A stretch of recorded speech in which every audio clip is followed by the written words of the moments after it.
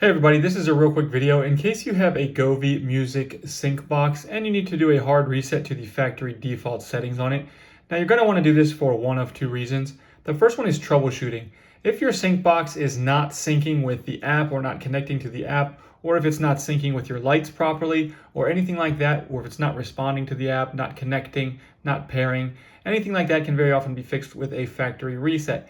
Now, the second reason you might want to do this is if you're setting this up on a new network or on a new light system or on a new app and a new phone, sometimes it's a good idea to just wipe everything off of it so that you can get a fresh start. So all you need to do is with a reasonable charge on this device, you're going to need a paper clip or something like that. And if you flip it upside down, you'll see there's this hole here. So this is a reset hole. And if you put your paper clip or your pin or whatever in there and hold it for several seconds, you will see it will reset to its factory default settings and you can set it up like new.